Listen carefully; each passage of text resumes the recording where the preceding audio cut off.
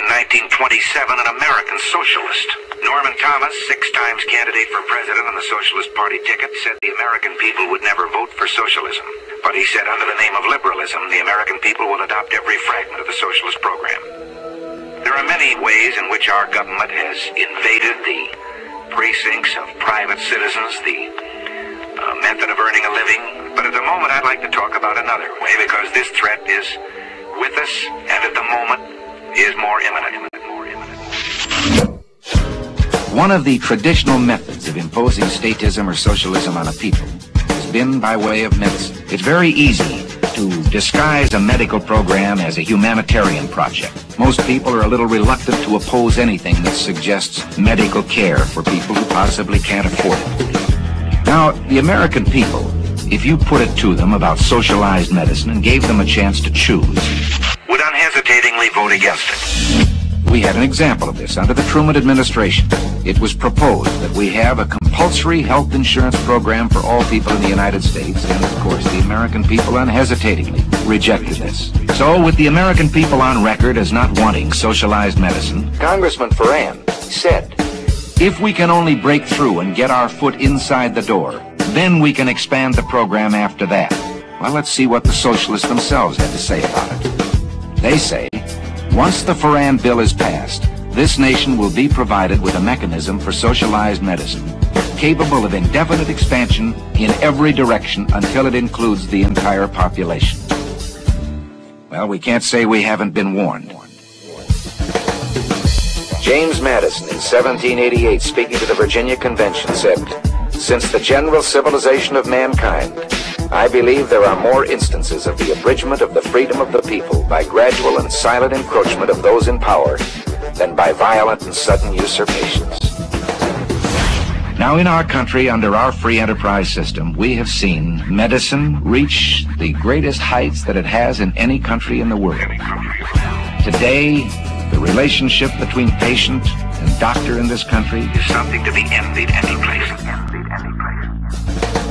The privacy, the care that is given to a person, the right to choose a doctor, the right to go from one doctor to the other.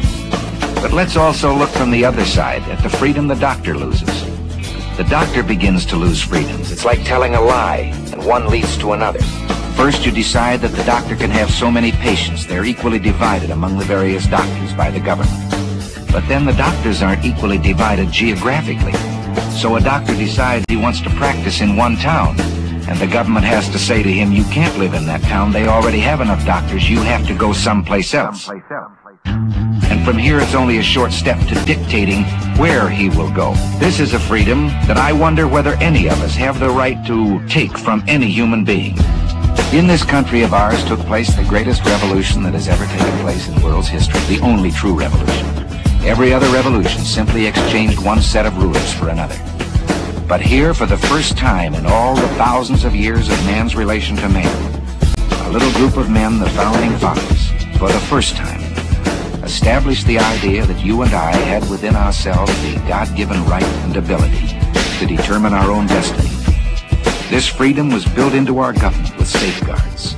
We talk democracy today, and strangely, we let democracy begin to assume the aspect of majority rule is all that is needed. Well, majority rule is a fine aspect of democracy, provided there are guarantees written in to our government concerning the rights of the individual and of the minorities.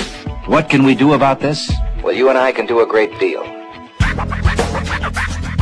We can say right now that we want no further encroachment on these individual liberties and freedoms, and that you demand the continuation of our traditional free enterprise system. You and I can do this. The only way we can do it is by writing to our congressman, even if we believe that he's on our side to begin with. Write to strengthen his hand. Write those letters now, call your friends and tell them to write. If you don't, this program, I promise you, will pass just as surely as the sun will come up tomorrow. And behind it will come other federal programs that will invade every area of freedom as we have known it in this country. Until, one day, as Norman Thomas said, we will awake to find that we have socialism. And if you don't do this, and if I don't do it, one of these days, you and I are going to spend our sunset years telling our children and our children's children what it once was like in America when men were free.